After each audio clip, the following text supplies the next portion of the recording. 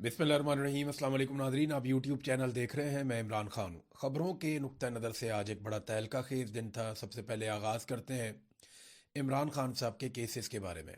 साबिक वज़ीर आज़म इमरान खान साहब के केसेस लगे हुए थे इस्लामाबाद हाई कोर्ट में भी, और अपीलें भी थी इमरान खान साहब की बहनों की। उनके ऊपर भी कोई अमल दरामद नहीं हुआ। सुप्रीम कोर्ट ऑफ पाकिस्तान के अंदर से भी एक मैटर जो है इमरान खान साहब का केस, वहाँ पे भी अपील की गई थी, उसमें भी कुछ नहीं हुआ। बल्कि हाई कोर्ट में अजीबोगरीब सूरत हाल पैदा हो गई। हाई कोर्ट के अंदर जो है वो सलमान सफदर साहब ये बताते हैं कि हाई कोर्ट ये चाहती है कि फटाफट ये जो केस है 190 190 मिलियन पाउंड वाला, या जो अलकादर यूनिवर्सिटी वाला है, वो उसमें जो सरकारी अपील है उसको सुने। जबकि पाकिस्तान तहरीक इंसाफ या इमरान खान साहब के वकला ने जो केसेस दायर कर रखे हैं बड़े लंबे अरसे से, वो उनको सुनना नहीं चाह रहे। मिसाल के तौर पे सलमान सफदर का कहना है कि इस केस की अपीलें हाई कोर्ट क्यों जल्दी सुनना चाहती है, जबकि इससे कबल 5 अगस्त 2023 तोशाखाना फौजदारी केस की अपील अभी तक नहीं लगाई गई। वो 2023 वाले केस की अपील नहीं लगी अभी तक, और ना ही वो सुनी जा रही है। फिर 31 जनवरी 2024 के तोशाखाना 1 केस की अपील भी नहीं लगाई जा रही, ना वो सुनी जा रही है। ये अलकादर यूनिवर्सिटी वाला केस तो 17 जनवरी 2025 का है। तो अदालत इस अपील को ही पहले क्यों सुनना चाहती है? साफ बात है कि अदालत को हुक्म दिया गया है कि इस केस में इमरान खान साहब को सबसे पहले टारगेट किया जाएगा। आज जज साहब कह रहे थे जी दलाइल आप शुरू कर दें सलमान सफदर साहब को, वरना दलाइल जो है वो नैब के वकील शुरू कर देंगे। इस पे उन्होंने कहा जी मेरी इमरान खान साहब से मुलाकात ही नहीं हुई। मैं अपने क्लाइंट से मिलूंगा तो मैं उसका मुकदमा लड़ूंगा ना। मैं उसकी इजाज़त के बगैर कैसे ये मुकदमा लड़ सकता हूँ? तो इस पे जज साहब दबाव डाल रहे थे। तो लतीफ़ खोसा साहब का एक ताल्लुक भी है जज साहब से, वैसे यहाँ अदालतें ऐसी ही चलती हैं। वो आए रुस्तम पे, उन्होंने कहा जी हमें 2 हफ्ते का वक्त दे दें, हम इमरान खान साहब से बातचीत करके बाद में ये केस लड़ लेंगे। तो फिर जज साहब ने 2 हफ्ते के लिए टाइम दे दिया। तो अब फिलहाल 2 हफ्ते की यहाँ पे एक टाइम ड्यूरेशन मौजूद है पाकिस्तान तहरीक इंसाफ के वकला के पास। सुप्रीम कोर्ट ने सजा मुअत्तली के इस्लामाबाद हाई कोर्ट का जो फैसला है, क्योंकि इस्लामाबाद हाई कोर्ट ने सजा मुअत्तली का मामला नहीं सुना ना इमरान खान साहब का, वो कह रहे हैं जी हम मेन अपील सुनेंगे, जो हुकूमत चाहती है वैसे करेंगे। तो इस पे सुप्रीम कोर्ट के अंदर पाकिस्तान तहरीक इंसाफ के लोग ले गए थे केस को। इमरान खान और बुशरा बीबी की अपीलें वहां चली गई थी। तो उस पर सुप्रीम कोर्ट ने एतराज़ आयद कर दिया और दरखास्तें वापस कर दी। एतराज़ यह आयद किया गया कि नैब कवानीन में तरमीम के बाद ये जो मरकजी अपील समेत जो सजा मुअत्तली का मामला है, ये वफाकी आईनी अदालत सुन सकती है, लिहाजा अब आप इस मामले को आईनी अदालत में ले जाएं। सलमान सफदर इस फैसले पर यह कहते हैं कि जमानत का मामला सुप्रीम कोर्ट सुन सकती है। तो जनाब रजिस्ट्रार ऑफिस के एतराज़ात के खिलाफ वो कह रहे हैं जी हम चैम्बर में अपील दायर करेंगे। लेकिन आप देखें ना निज़ाम कैसे काम करे, वो कह रहे आईनी अदालत में ले जाओ। अब आईनी अदालत वो है जो गैर आईनी एक तरमीम जो की गई आइन के अंदर, जिसमें आइन का हुलिया बिगाड़ दिया गया, उसके नतीजे में एक मिलिट्री एस्टेब्लिशमेंट ने अपनी मर्जी की अदालत बनाई थी, आइनी अदालत। और वो आइनी अदालत इसलिए बनाई थी ताकि किसी किस्म की प्रॉब्लम मिलिट्री एस्टेब्लिशमेंट को अहम केसेस में ना हो। अब वो कहते हैं जनाब कि जो केस हमारी मर्जी का है वो उस अदालत में शिफ्ट करो। तो ये एतराज आ गया सुप्रीम कोर्ट से। ये आपके सामने है। सलमान सफदर साहब जो इमरान खान साहब की हालत बताते हैं ना जेल में, वो अपनी आंखों देखा हाल उन्होंने आज बताया। उन्होंने कहा जी कि मैं अपनी आंखों देखा हाल बता रहा हूं, वो ये है कि इमरान खान और बुशरा बीबी को इस दुनिया से कट ऑफ कर दिया गया है। उनको बच्चों तक से बात नहीं करने दी जा रही। टीवी, अखबार, किताब, सब पर पाबंदी है। जेल में किसी से दुआ सलाम करने पर भी पाबंदी है। फैमिली से मुलाकात हुए 7 महीने गुजर चुके हैं, ये बैरिस्टर सलमान सफदर साहब ने बताया। देखिए इमरान खान साहब के बारे में उन्होंने एक और बात बताई, और ये क्योंकि मैं पर्सनली इससे गुजरा हूं तो मैं आपको बता सकता हूं कि ये कितनी तकलीफ दह चीज़ है कि आपके पास कोई मुलाजिम आए या कोई बंदा आए जो आपको खाना देकर जाए, आप उसे सलाम करें और वो आपको सलाम का जवाब भी ना दे। यानी उन्हें इतनी भी इजाज़त नहीं है कि वो इमरान खान साहब को सलाम करें या सलाम का जवाब दे दें। इसे कहते हैं कैद तन्हाई। ये मिलिट्री एस्टेब्लिशमेंट का एक तरीकाकार है दहशतगर्दों को डील करने का, कि उन्हें इस कदर कैद तन्हाई में रखा जाता है कि कोई उनके सलाम का जवाब भी नहीं देता, कोई आंख का इशारा भी नहीं करता कि बाहर कोई मामला ठीक है या नहीं है, कोई बात आपको नहीं बताते, आपको दुनिया से काट देते हैं। ये जो टाइम ड्यूरेशन है ये सबसे सख्त होता है। यानी मैं आपको ज़ाती तौर पे एक तजुर्बा बताता हूँ, मैं कमज़ोर आदमी हूँ, लेकिन मैं ये मुतालबा करता था कि यार मुझे टॉर्चर करने के लिए आओ, मेरे साथ बात तो करो। कोई आओ तशद्दुद करने आओ, मार कुटाई करने के लिए आओ, लेकिन बात तो करो। कोई मेरे साथ बात करे, कोई मुझे सलाम करे, मेरा नाम ले, मेरे से बात करे, मेरे सलाम का जवाब ही दे दे। तो ये बड़ी सख्त ज़हनी अजियत होती है, जिस अजियत में इस वक्त इमरान खान साहब को डाला हुआ है। और ये उनके वकील ने कंफर्म किया कि इमरान खान साहब ने उन्हें ये बात बताई है। अब खान साहब की बहनें अलीमा खानम और बाकी बहनें, ये भी इमरान खान साहब के मुकदमात के लिए पहुंची थी अदालत में। तो उन्होंने वहां पे कहा कि मैं वकला से पूछती हूं कि आज जब आप इन जजेस से मिन्नतें कर रहे थे, ये जानते हुए कि उन्होंने इंसाफ नहीं देना, तो बताएं कि तुम्हारे कानून और इंसाफ का तहफ़्फ़ुज़ कहाँ गया, सारी बार्स कहाँ गई, लाखों वकला कहाँ गए, जिनके इलेक्शन इतने जज्बे के साथ होते हैं, वो सारे जज्बे कहाँ गए। यानी इमरान खान के नाम पे बेशुमार वोट तो वकला भी लेते हैं ना। वकला बताएं आपका क्या किरदार है, अब नहीं तो कब आप पाकिस्तान में इंसाफ के लिए खड़े होने वाले हैं। हमें सीधा कहा जा रहा है कि अगर इंसाफ लेना है तो एजेंसी के लोगों से बात करो। ये कौन सा तरीक़ाकार है। फिर अलीमा खानम ने कहा कि कोई डील शील नहीं हो रही इमरान खान के बारे में, इनकी जुर्रत नहीं है कि इमरान खान से बात कर सके, इमरान खान से किसी की भी मुलाकात नहीं हुई है। एजेंसियों के डिस इन्फॉर्मेशन सेल्स फेक खबरें फैला रहे हैं। इमरान खान जितने बड़े कद के आदमी के सामने ये छोटे छोटे लोग बैठकर बात नहीं कर सकते। देखिए, ये एक बहन है, वो जज्बाती भी हैं, वो गुस्से में भी हैं, लेकिन जिन सहाफ़ियों ने ये खबर दी वो अभी तक इस बात पे कायम है। बल्कि रज़ी ताहिर साहब गिरफ्तार ही इसलिए हैं कि उन्होंने ये खबर कैसे दी और उनका सोर्स कौन था जिसने उन्हें बताया कि जनरल अशफाक परवेज़ कियानी की इमरान खान साहब से मुलाकात हुई है। वो रिटायर आर्मी चीफ हैं, तो उनको तो गिरफ्तार ही इसलिए किया गया कि अपना सोर्स बताओ, हमें बताओ क्या हुआ। तो मेरे ख्याल में तसल्ली हो जाएगी एजेंसियों की, तो रज़ी ताहिर साहब भी बाहर आ जाएंगे। उनके साथ सख्त ज़्यादती हो रही है, एक सहाफ़ी का काम खबर देना है, मुकदमात भुगतना तो नहीं है।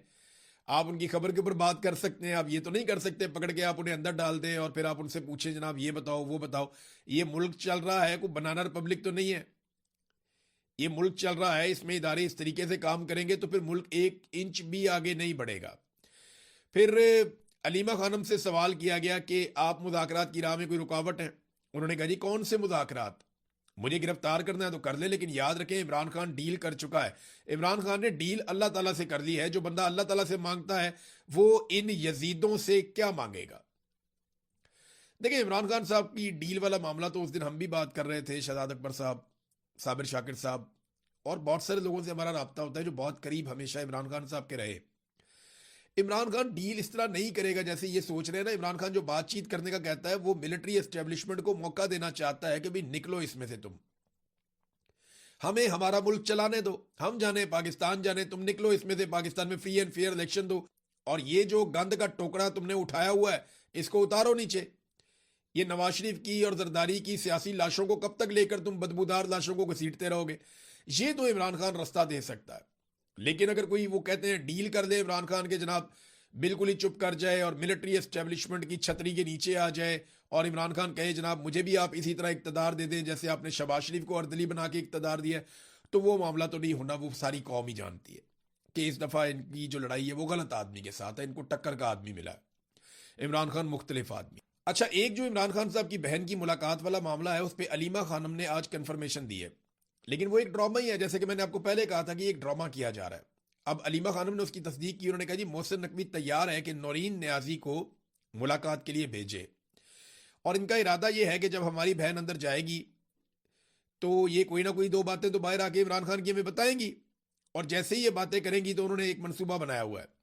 एक तो वो हमारी बहन के साथ ये किसी और अपने आदमी को अंदर भेजेंगे जो इमरान खान साहब के साथ बातचीत करेगा, और ये चाह रहे हैं कि मौके का फ़ायदा उठाएं। और दूसरा, फिर ये लंबे अरसे के लिए कम से कम 6 महीने के लिए दोबारा इमरान खान साहब को कैद तन्हाई में डाल देंगे।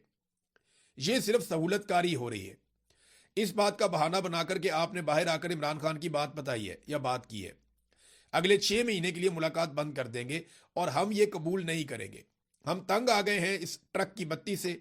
हम 4 साल से अदालतों में आ रहे हैं।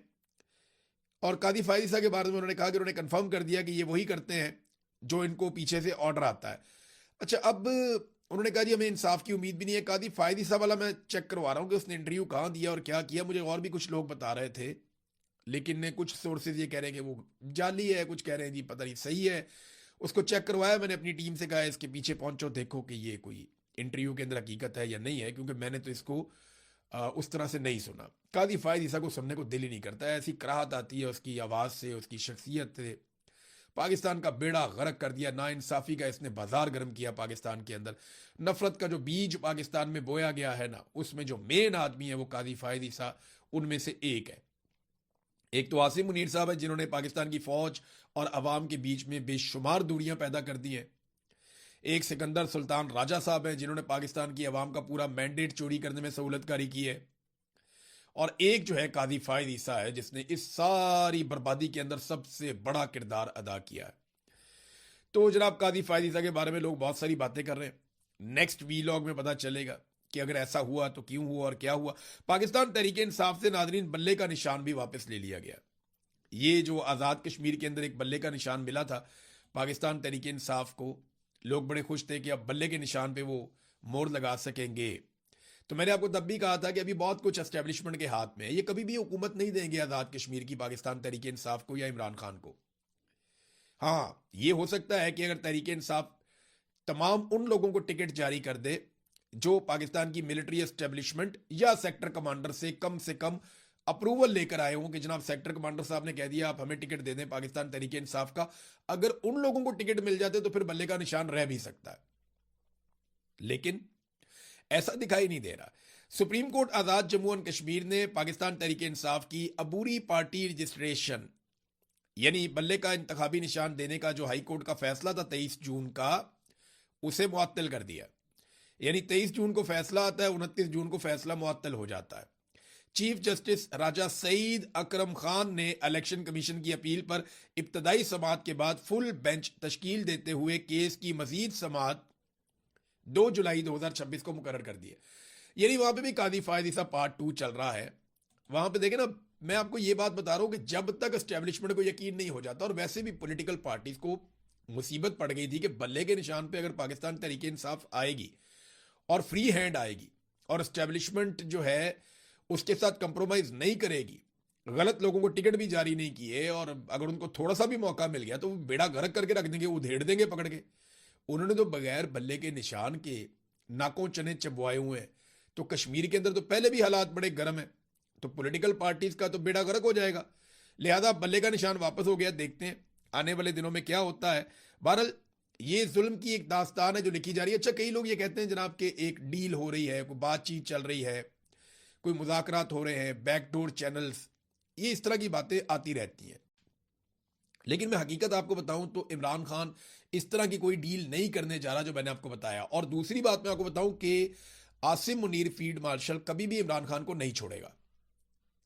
इमरान खान साहब अगर डील नहीं कर रहे हैं तो आसिम मुनीर साहब इमरान खान साहब को नहीं छोड़ रहे हैं, ये बात आप लिख कर रख लें। उसकी वजह यह है कि आसिम मुनीर साहब की एक तरह से मौत वाक़ हो जाएगी अगर इमरान खान साहब इस तरह बाहर आ जाते हैं तो बगैर डील के। तो वो ये कभी भी अफोर्ड नहीं कर सकते। सारा कुछ ये किया कराया बर्बाद हो जाएगा, ये इस्तेस्ना एक्सटेंशन सारा कुछ बढ़ जाएगा, कोई चीज किसी काम की नहीं रहेगी।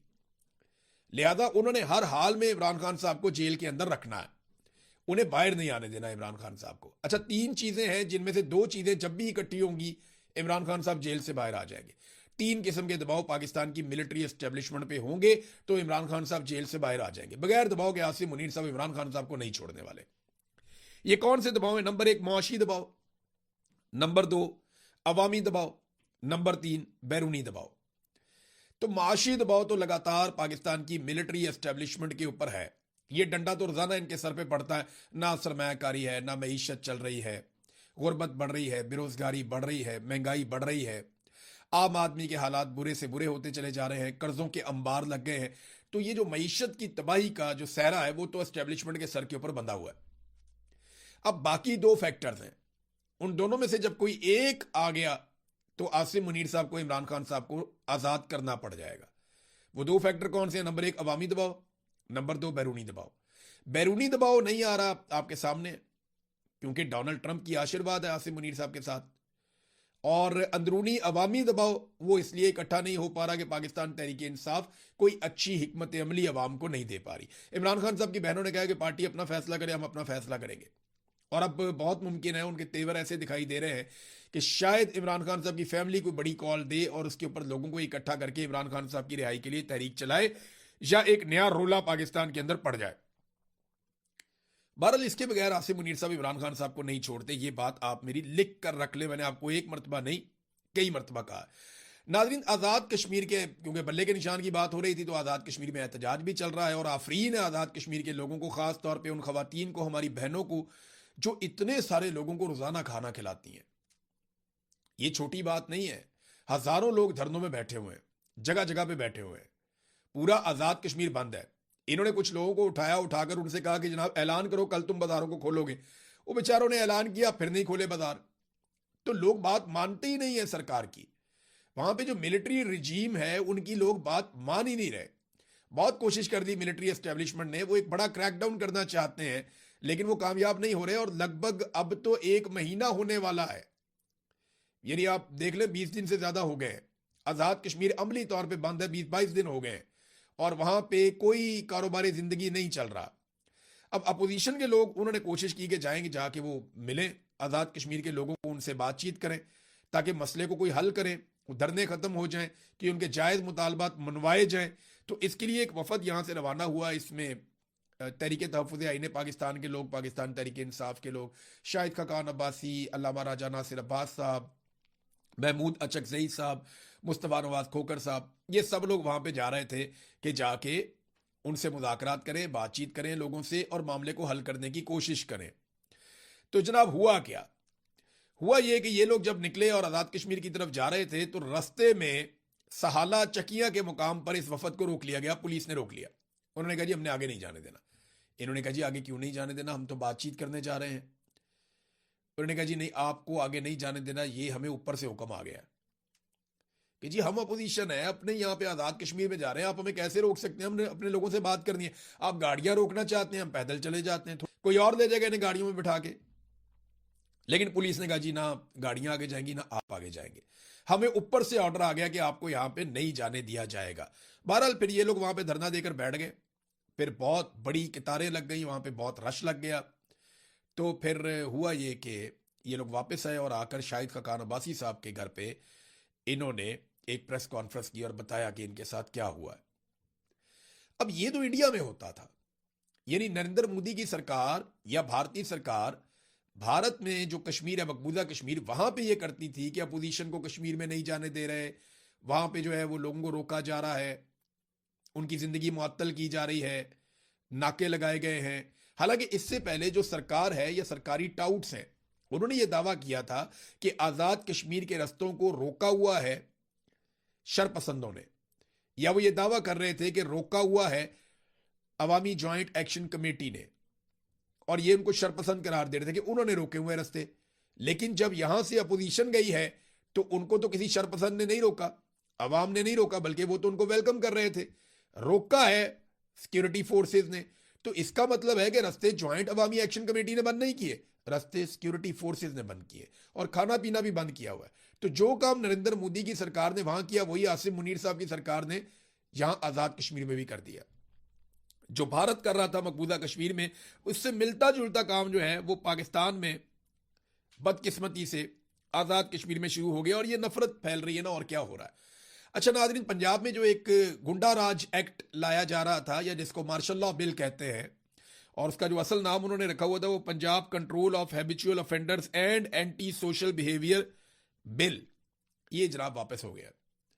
ये मुबारक हो तमाम पाकिस्तान के सोशल मीडिया को, पाकिस्तान के बाशऊर शहरियों को, कुछ हमारे सहाफ़ी हैं जिन्होंने आवाज़ उठाई उनको, और ख़ास तौर पे डॉन अखबार का ये क्रेडिट है जिन्होंने ये खबर बाहर निकाल कर सबके सामने रखी, वरना बड़ी खामोशी से ये मार्शल लॉ बिल लेकर आ गए थे और इन्होंने गुंडा राज एक्ट नाफिज कर देना था पंजाब के अंदर और तबाही फेर देनी थी।